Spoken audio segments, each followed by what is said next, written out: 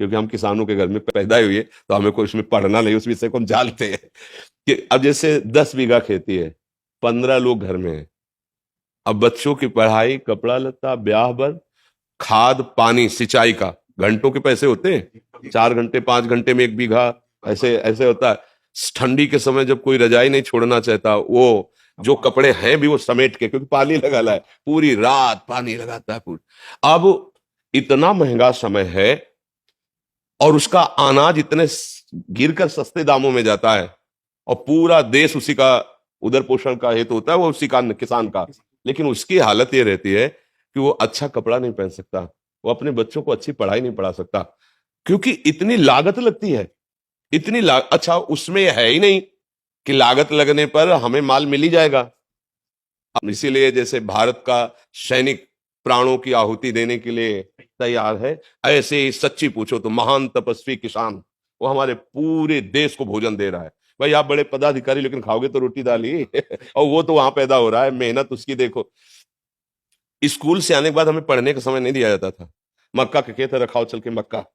इतनी किसानी का, इतनी मेहनत का उसका जो का, और वो जब बाजार में अन्न जाता है तो उसकी कीमत बहुत कम होती है, और जब वो सामान लेता है तो उसकी कीमत बहुत बड़ी होती है तो वो हमने देखा है। अब लाही सरसों जिसे कहते हैं, खेत बढ़िया खूब चक हो गया, बाली एकदम पकी तैयार, सुबह उसे काटना है और शाम के हल्का पानी हो गया, सूर्य की किरणें निकली, सब कलियां फूट गई, सब सरसों बिखर गई।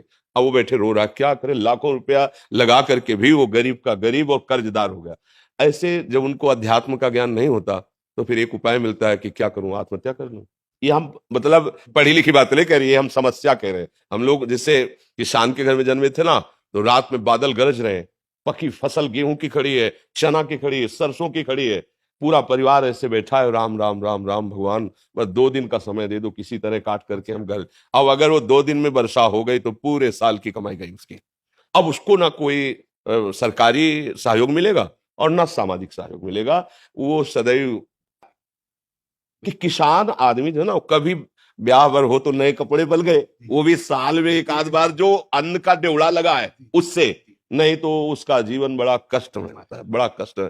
किसान वास्तविक प्रणाम योग्य और सबके प्रणाम योग्य है, क्योंकि कुछ भी तुम 10 लाख कमाओ महीने, लेकिन खाओगे क्या? 10 लाख थोड़ी खाओगे, खाओगे तो अन्न ही ना।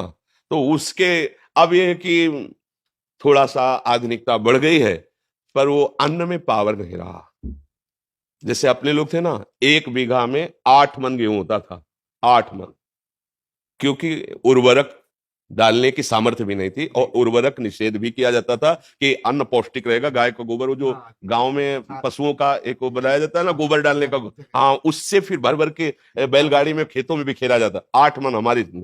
अब जो है 60 मन, 40 मन, 45 मन, पर उस अन्न में ऐसे केमिकल उर्वरक तत्व मिल गए कि वो हमारे शरीर को हानि पहुंचाते हैं, स्वस्थता नहीं सुरक्षित रह पाती। किसान का अगर सरकार से अच्छा सहयोग हो तो भले कुछ हो, नहीं तो वो आज अच्छा खेती में जैसे आप बार बार उर्वरक डाल रहे हैं तो उसकी क्षमता कम हो रही है, भूमि की क्षमता कम हो रही है, वो अन्न फिर उतना नहीं उपजा पाए।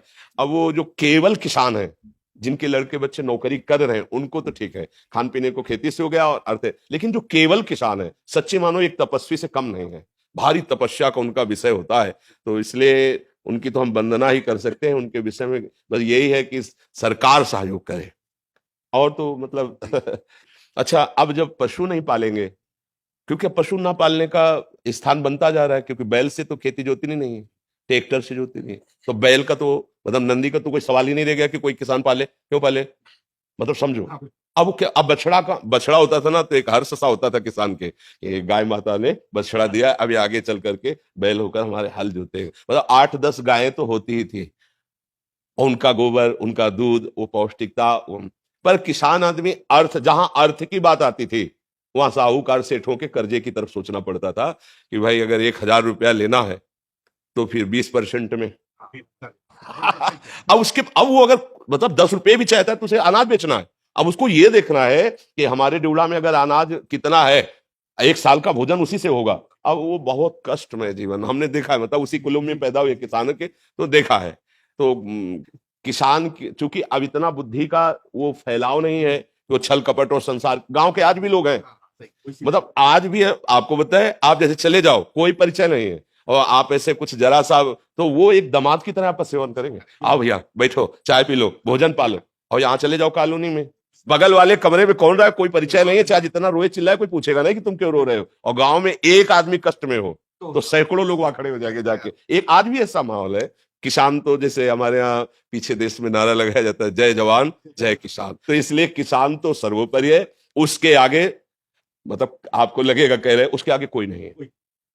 अगर हम संत जन जिन्हें कहा जाता है, तो हम पैदा भी उन्हीं के घरों में हुए हैं, और पले भी वही हैं, और पोषे भी गए हैं, और आज भी उधर वहीं से भर रहा है। आज भी उन्हीं के, अगर कोई भी है तो अन्न कहां से आ रहा है, किसान से तो आ रहा है, कोई ना कोई तो दे रहा है। बड़े बड़े परमहंस जो है भगवदानंद में डूबे हुए घरों में जाके भिक्षा, नारायण हरि लाओ भिक्षा दो, तो वो चाहे भूखा रह जाए पर उसको पवाएगा। ये मतलब सहानुभूति उसके हृदय की, हाँ उसकी सह, तो और तो कोई सहयोग कर नहीं सकता, क्योंकि वो ऐसे लोग होते हैं कि ऐसे नहीं कर सकते। ये भी बात है, गरीब हैं, मेहनत करते हैं, पर वो ऐसे नहीं कर सकते। वो ऐसे ही करने की कोशिश करेंगे, हमारे पास जो सूखी रुकी है खा लीजिए। अब अगर सरकार के द्वारा सहयोग की, जैसे उनकी फसल नष्ट हो गई अतिवर्षा से, अनावृष्टि से, ओले पड़ जाने पर, ऐसे तो हाँ तो भले को, लेकिन उनकी तरफ ज्यादा देखा नहीं जाता उनकी तरफ ज्यादा देखा नहीं जाता है, तो भगवान ही सहयोग करे, बस ये है, भगवान ही उसके विषय में कुछ नहीं कहा जा सकता। लेकिन सब किसान ही है, कर्म भूमि में आए हैं, सब शुभ अशुभ कर्मों की खेती बो रहे हैं, नहीं बोला, कोई उसका दुख रूपी फल भोग रहा है, कोई सुख रूपी फल भोग रहा है। शुभ और अशुभ कर्म, कर्म भूमि है ना मृत्यु लोग, वैसे तो हम सभी किसान ही हैं। पर वास्तविक जो प्रगट लीला में जिनको किसान कहा जाता है, ये बड़ी ही मतलब तपस्यामयी जीवन होता है किसानों का।